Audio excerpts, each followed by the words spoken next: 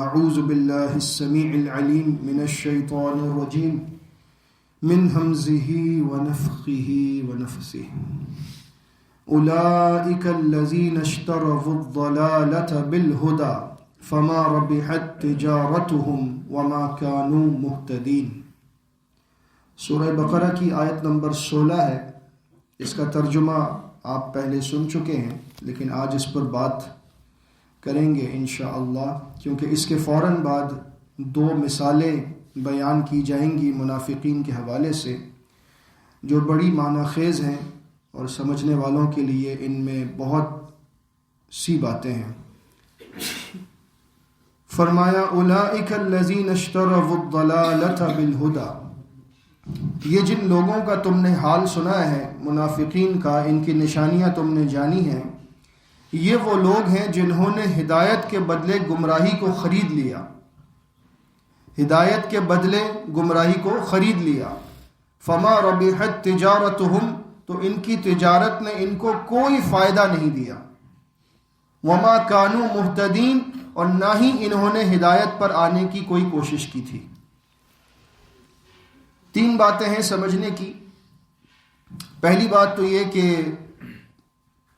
پچھلے دور میں جب کرنسی نہیں ہوتی تھی تو لوگ تجارت ایک طریقے سے کرتے تھے جس کو بارٹر کہا جاتا تھا، بارٹر سسٹم۔ اس میں کیا ہوتا تھا کہ آپ کے پاس گندم ہے اور آپ چاول خریدنا چاہتے ہیں یا کھجور خریدنا چاہتے ہیں، تو پیسے نہیں ہوتے تھے اس زمانے میں کہ آپ پیسے دے کر خریدیں، تو آپ کہتے تھے کہ میں اتنی گندم دوں گا تو اس کے بدلے میں اتنا چاول لوں گا، یا اس کے بدلے میں اتنی کھجور لوں گا۔ پھر ان کا سودا بن جاتا تھا، وہ اپنے حساب سے چیز دیتا تھا اور اس سے سامان لے کر چلا جاتا تھا۔ یہ تجارت کا ایک قدیم طریقہ کار ہے جو چلا آتا تھا۔ ایک چیز دی جاتی تھی، ایک چیز لی جاتی تھی۔ اللہ رب العزت نے فرمایا یہ وہ لوگ ہیں جنہوں نے ایک چیز خریدی ہے اور ایک چیز بیچی ہے۔ کیا خریدا ہے؟ انہوں نے گمراہی کو خریدا ہے، اور بیچا کیا ہے؟ ہدایت کو بیچ دیا۔ دنیا کا سب سے زیادہ گھاٹے کا سودا، خسارے کا کاروبار اگر کوئی ہے تجارت، تو وہ یہ ہے کہ بندے کو اللہ نے ہدایت دی ہو اور وہ ہدایت کو بیچ دے اور اس کو بیچ کر گمراہی خرید لے۔ ایسی تجارت کبھی نفع نہیں دیتی۔ ایک تجارت وہ ہے جو اللہ رب العزت نے ایمان والوں سے کی ہے، اللہ نے خود کی ہے۔ سورہ توبہ میں ارشاد ہوا، یہی لفظ ہے اشترا۔ ان اللہ اشترا من المؤمنین انفسهم واموالهم بان لهم الجنہ، بے شک اللہ نے بھی ایمان والوں سے خرید و فروخت کی ہے۔ وہ کیا؟ کہ اللہ نے ایمان والوں سے ان کی جانیں اور ان کے مال خرید لیے ہیں اور بدلے میں ان کو جنت دی ہے۔ یہ کیسی تجارت ہے کہ آپ کی جان اور آپ کا مال کس نے دیا؟ خود لے کر آئے تھے جان، خود لائے تھے مال، کس نے دیا تھا؟ اللہ رب العزت نے۔ دینے کے بعد کہتا ہے کہ یہ مجھے بیچ دو، یہ مجھے واپس بیچ دو، میں تمہیں اس کی قیمت دوں گا۔ میں نے بغیر قیمت کے تمہیں جان دی تھی، بغیر قیمت کے مال دیا تھا، اب تم سے قیمت پر خریدوں گا، اور اس کی قیمت تمہیں کیا دوں گا؟ وہ جنتیں جو ہمیشہ رہنے والی ہیں، جن سے تم کبھی نکالے نہیں جاؤ گے، جن میں تم ہمیشہ رہو گے اور کبھی تمہیں یہ احساس نہیں ہوگا کہ بس تھک گیا یا رہ کر، کبھی وہاں سے نکلنا نہیں چاہو گے، کیونکہ وہاں کا ہر پل مختلف ہوگا، ہر پھل مختلف ہوگا، ہر مزہ مختلف ہوگا۔ تو وہ جنت اللہ نے ارادہ فرمایا ہے ایمان والوں کو بیچنے کا، لیکن واپسی کیا مانگ رہا ہے؟ ہماری جان اور ہمارا مال۔ اب اگر آپ کوئی چیز بیچ دیتے ہیں تو کیا آپ کا اس پر اختیار رہتا ہے؟ بیچنے کے بعد بات ختم، اب سودا ہو گیا۔ مرد کی زبان ایک ہے، سودا ہو گیا، واپسی نہیں ہے۔ اگر آپ کو جنت چاہیے تو آپ کو اپنی جان اور اپنا مال اللہ کو دے کر سودا پورا کرنا ہوگا۔ پھر اپنی نہیں چلے گی کہ نہیں یہ جان تو میری ہے تو میں تو اس میں سے اتنا رکھنا چاہتا ہوں. نہیں، سودا کر لیا، مال اللہ کا ہے، دے دیا، اب آپ کا اس پر اختیار نہیں ہے. یعنی یہ جان بھی اس طرح سے کھپے گی جیسے اللہ کا حکم ہوگا، یہ مال بھی ویسے خرچ ہوگا جیسے اللہ کا حکم ہوگا. اگر یہ کر لیا تو اللہ کا وعدہ ہے کہ تمہیں جنت عطا کرے گا. تو یہ تجارت کرنے کے لیے ایمان والوں کو تیار رہنا چاہیے، اور اللہ ہمیں اس تجارت پر پورا اترنے کی توفیق عطا فرمائے، کیونکہ یہ وہ تجارت ہے جس کے بارے میں رب العزت نے فرمایا یرجون تجارت لن تبور. یہ وہ تجارت ہے جس میں کبھی گھاٹا نہیں ہو سکتا، کبھی نقصان نہیں ہو سکتا، یہ پورے کے پورے فائدے کی تجارت ہے. لہٰذا اللہ سے تجارت کیجئے اور منافقین کی طرح نہ ہو جائیے جنہوں نے تجارت تو کی لیکن ایک بہت ہی خوبصورت چیز کو بیچ کر بہت ہی گھٹیا چیز کو خریدا. وہ کیا تھا؟ ہدایت کو بیچ دیا.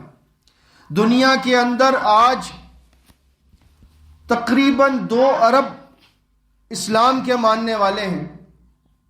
آپ کسی ایسے آدمی سے بھی پوچھیں جو اسلام کا ماننے والا ہے کہ اگر تمہیں ایک جھلک دکھا دی جائے اللہ کے نبی صلی اللہ علیہ وسلم کی تو تم اس کے لیے کیا دے سکتے ہو؟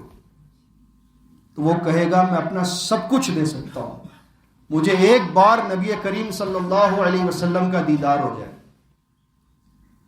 ہے یہ بات؟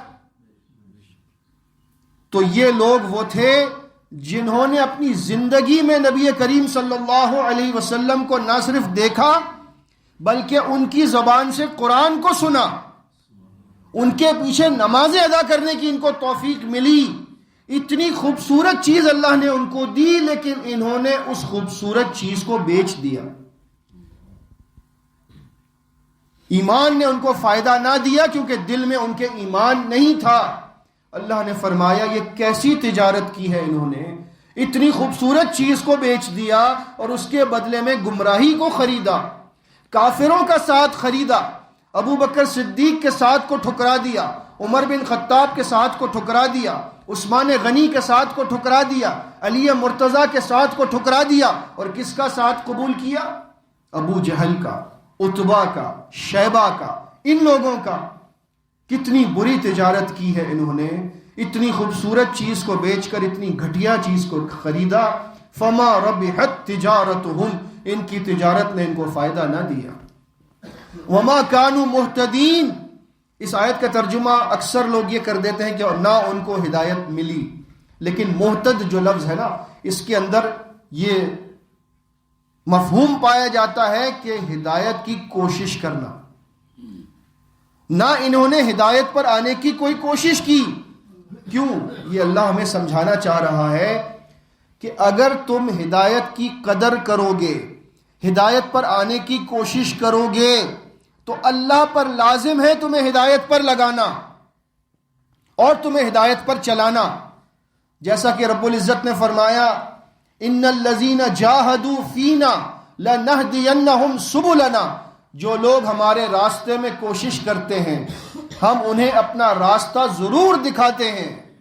اگر آپ نے کوشش کی ہے تو راستہ ضرور ملے گا، لیکن اگر آپ نے کوشش نہیں کی منافقین کی طرح کہ بس پکا پکایا مل گیا، تیار مل گیا، مدینہ میں نبی علیہ السلام آئے، 1-2 جنگیں ہوئیں، اسلام غالب ہو گیا، ان کو کچھ نہیں کرنا کرانا پڑا، لہٰذا انہوں نے ہدایت پر آنے کی کوئی کوشش نہیں کی، کوئی ایفرٹ نہیں کی، کوئی زور نہیں لگایا.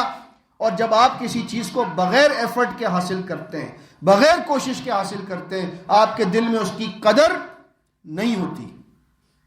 ایزی کم ایزی گو دنیا کا اصول ہے. آسانی سے جو چیز ملتی ہے آسانی سے چلی جاتی ہے. باپ کا مال بیٹا اڑا سکتا ہے لیکن جو خود کمائے وہ نہیں اڑا سکتا. اسی لیے ہدایت پر آنے کی جو کوشش کرتا ہے وہ ہدایت کی قدر کرتا ہے، ہدایت کو نہیں جانے دیتا اپنے ہاتھوں سے، کسی قیمت پر نہیں بیچتا. لیکن جس کو ہدایت ایسے ملی ہو جیسے ان کو ملی تھی، ساری دنیا کی سب سے بڑی نعمتیں ان کے سامنے تھی نبی کریم صلی اللہ علیہ وسلم کی صورت میں، اور انہوں نے اس کی قدر نہیں کی، اس کو ٹھکرا دیا، اس کو بیچ دیا، اس کے بدلے گمراہی کو خریدا. لہٰذا ہمیں چاہیے کہ اس بات سے یہ سبق حاصل کریں کہ اللہ نے ہمیں دنیا کے 7 ارب انسانوں میں سے ہمیں دین اسلام کی ہدایت نصیب فرمائی. یہ اس کا بہت بڑا اور سب سے عظیم احسان ہے. اگر وہ چاہتا تو ہم کسی ہندو کے گھر میں پیدا ہو سکتے تھے، اگر وہ چاہتا ہم کسی یہودی کے گھر میں پیدا ہو سکتے تھے.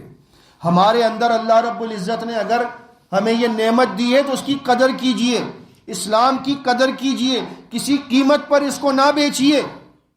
اسلام کو سیکھیں، سکھائیں، مضبوطی سے تھام لیں تو یہی لوگ ہدایت پر ہیں. اور ایسے لوگ جب ہدایت کی قدر کرتے ہیں تو اللہ بھی ان کو ہدایت نصیب فرماتا ہے اور مرتے دم تک ہدایت پر قائم رکھتا ہے. پھر وہ سودا پورا ہوتا ہے کہ بندہ اپنا مال اور اپنی جان بیچ دیتا ہے اور اللہ کی جنتوں میں ہمیشہ کے لیے داخل ہو جاتا ہے. اللہ رب العزت ہمیں ان خوش نصیب لوگوں میں سے کر دے جنہوں نے اللہ کی جنت کو خرید لیا، اور اللہ ہمیں کبھی بھی ان بدبختوں میں سے نہ کرے جنہوں نے ہدایت کو بیچ کر گمراہی کو خریدا. ان کی تجارت نے ان کو کچھ نفع نہ دیا اور نہ انہوں نے ہدایت پر آنے کی کوئی کوشش کی تھی. آمین. استغفر اللہ استغفر اللہ استغفر